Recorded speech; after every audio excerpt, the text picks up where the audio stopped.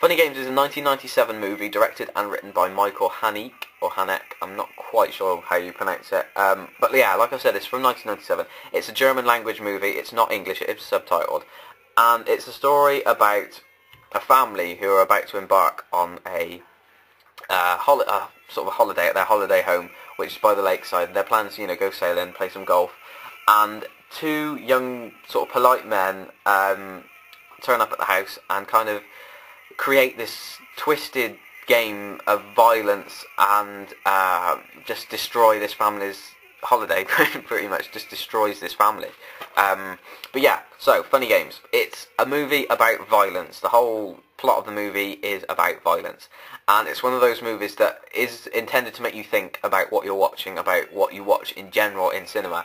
The whole message behind this movie is violence in the media, how we embrace it as viewers, how we go into movies expecting to see violence, craving to see violence, that sort of thing. So it kind of touches upon issues like that, and there's several moments in the film where the character, whose name I can never remember, I think it's Peter, there's a point in the movie where the two sort of twisted young men, they kind of create a bet with the family. They say, we're going to bet you that you are dead at 12 o'clock tomorrow, and you're going to bet you'll still be alive.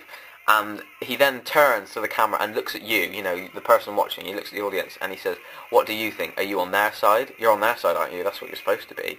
Because when we go into watching some of these, especially horror films nowadays, you go into a film and sometimes you want the people to die. You want to see these people being killed. And it's kind of twisted in a way. A lot of these films, you're on the killer's side, and you shouldn't really. You should be on the victim's side. You should be feeling bad for them, the fact that they're dying. But because violence has become a form of entertainment, I suppose, and stuff in movies, that it kind of isn't about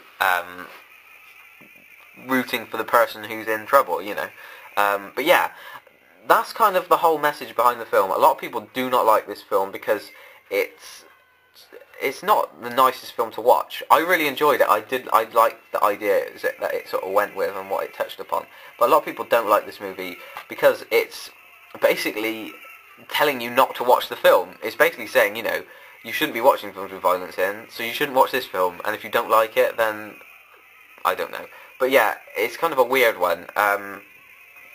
And I did like it. I did enjoy it. I thought it was really good. There's a couple of moments, like I mentioned, where the two polite young men the one polite young man sort of breaks away from the film and talks to you as an audience, which is really creepy and really weird, but it's also really engaging as well. The two young men in this movie are really cool. Peter and Paul, I think, I'm not sure, I don't know what their names are.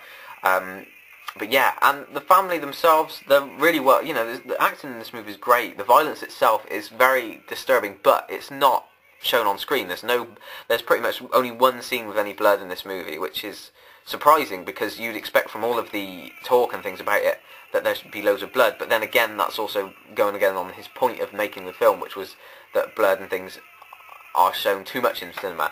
And yeah, so you don't see anything on screen, but there's a lot of it's an uncomfortable movie to watch. There's a lot of humiliation and stuff that you can hear happening, like the boy in this movie, he gets beaten about so many times by the two men who attack the house.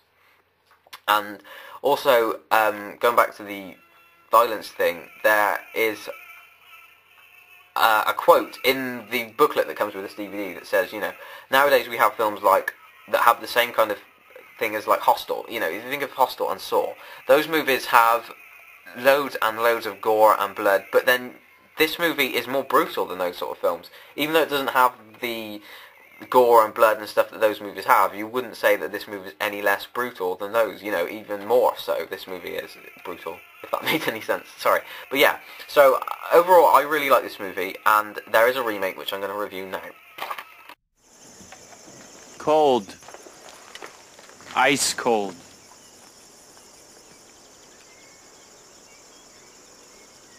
Warmer. Warmer. Little cold.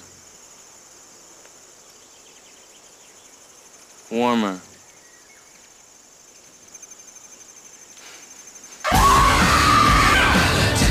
Okay, so the remake was made in 2007, I believe. So pretty much 10 years after this one was made.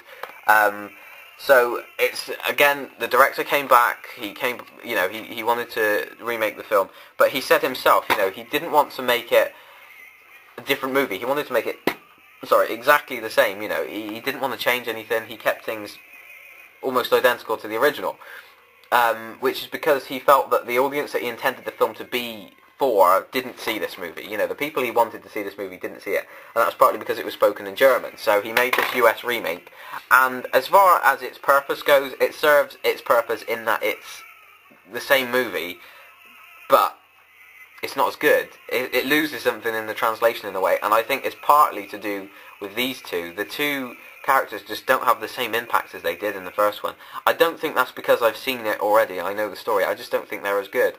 Especially the scenes, like I mentioned earlier, when they break the is it the fourth wall, I think they call it, and speak to you as the audience. It's not as dramatic or as like whoa, as it is in this one. There's another thing I forgot to mention about both of the films is the ending, as this really cool kind of twist, and it's very cruel in a way in that it kind of promises you hope. It gives you hope in this movie several times that things are going to, the family's going to fight back. They're going to get their way. And the filmmaker who, the director is really like cruel in that he promises you these things and then he decides, that's not what's going to happen. That's what you expect from this movie, All of these kinds of movies, these home invasion movies, there's a point like halfway through the film or 3/4 of the way through the film when somebody fights back, they get revenge on the people that have attacked them. It doesn't happen in this. It won't allow that to happen because that's not what the filmmaker wants. He wants to show you something that doesn't follow the conventional rules of a movie in that way, because that's not his message. His message is about violence, and like I said, this one isn't as good. It's just not as good as the original. The acting in it is good. Naomi Watts, sorry, I forgot her name. Naomi Watts is really good in this movie. She does an extremely good job at portraying the mother, as this worried mother who is just completely humiliated and broken down in this movie. Tim Roth is also really good as well. I wasn't sure whether I liked him more than the dad in this one. I definitely preferred Naomi Watts. It was just these two characters just weren't as good, the two polite men in it. But yeah, so that is basically it. I hope I haven't speeded through this too fast. I definitely recommend checking these out, but I'd check this one out first, the original, then watch this one. It's very interesting to watch them both because they are extremely similar in that they are pretty much a shot-for-shot remake. But like I said, it does lose something in this one, but it's still worth seeing after you've seen this one. So they're kind of like a companion piece in a way that I think you should see both of them.